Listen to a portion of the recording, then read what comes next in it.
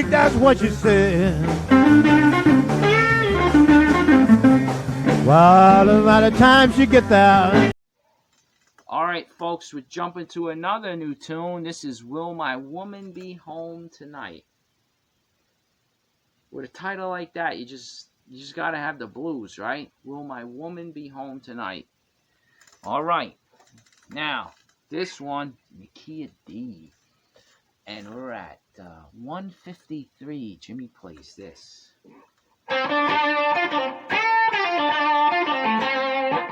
Whoa. Ooh, I fell off the string at that moment then. Let's do it again, though. Let's do it again. I had the energy there, though. Okay.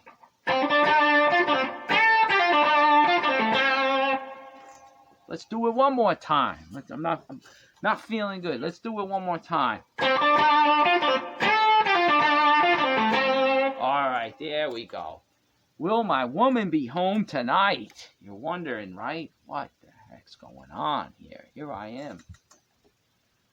Waiting for my woman, right? Dropping my pick. I got the blues, folks. I really got the blues. All right, now. What was that? What was this explosion, flurry of notes? Well, nothing new. 10th fret, key D. Starting on the flat 7 to the root. Okay? And our little friend, right? You could start it like this with lick number 1. That would be a little different, right? But we're starting with the flat 7 to the root. Or Jimmy did anyway, we should say, right? He started this one. Okay, and he had that little pull off, minor 3rd to the root, pulling off to the flat 7. That's like a pick. With the right hand, I pick, right? And I pick, I guess, down. I pick down, then up to the root, and then the next one's a pull off.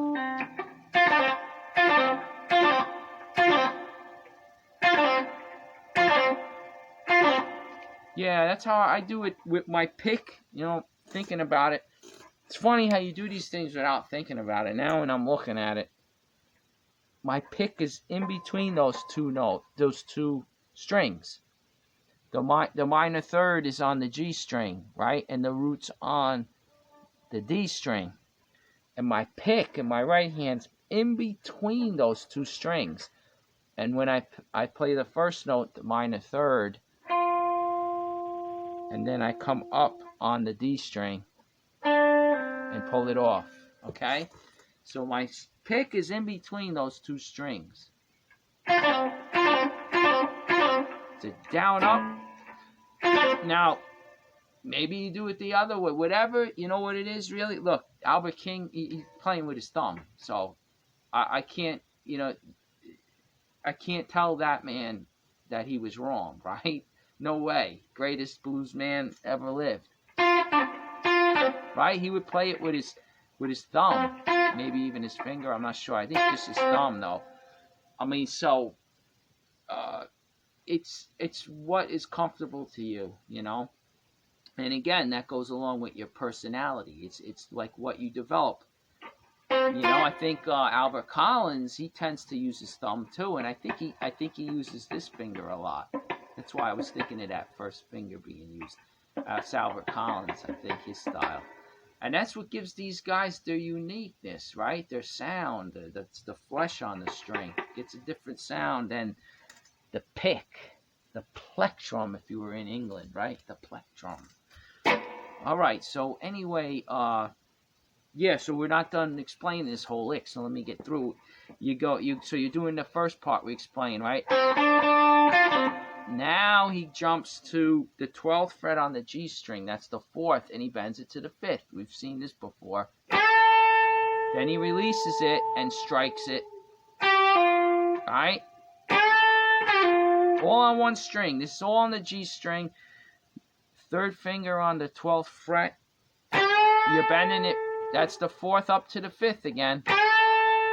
Then you're releasing it and hitting it right when it comes down to the 4th. and you're releasing, you're pulling off. See that? It's a feel thing. It's like the mechanics sounds like it's so complicated, but once you get the feel of it, it just happens. I'm not even thinking about it. All right. And I'm picking over here too. I'm picking down and then up, I guess. That's how I do it. I think there's two there, right? Two roots, right? Yeah. So, root. So it's fourth bent to the fifth, release, pick the fourth, pull off to the minor third, root.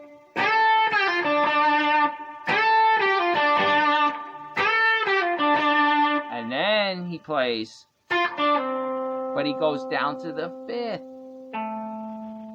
and back to the flat seven where he ends. Minor third, root, pull off to the flat seven, fifth, which is on the A string, the fifth string, and then back to the flat seventh. So he goes. Let me see it. And that's a nice little stutter, like skipping along.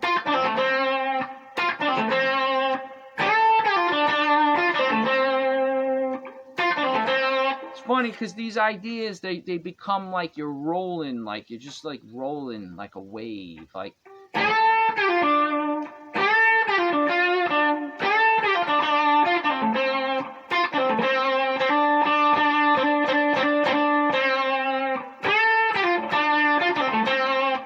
See, that's like, once you get them under your fingers, you start manipulating them, that's what it's all about. But did you notice, lick number one? Wait, lick number one, I'm thinking of this now too, right? Is it in there? Is it in there or isn't it? Yeah, it's somewhere around there, right? Not really, huh? Because we never really hammered the fourth. We didn't slide to the fourth, and right? But it's one of those things. It's very similar to lick number one. We see our other old friend though, and then we go, right? Maybe I included this just to kind of show you. Look at this. So now you got this one. We've been seeing it a lot. See? What's that? Subconsciously, I've been slipping this one to you. Right? That minor third root to the flat seven. And now you even got a variation on that. Right? So let's say like lick number one. Instead of going, you go. Right?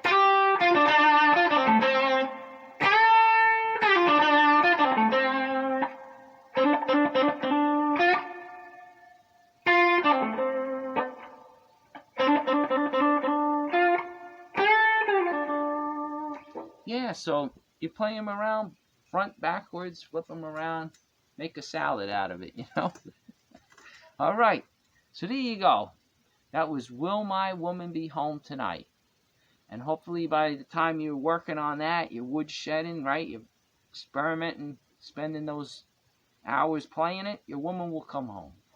Next thing you know, she'll walk right in the door and you're, aha. Right? Okay. Have a good night.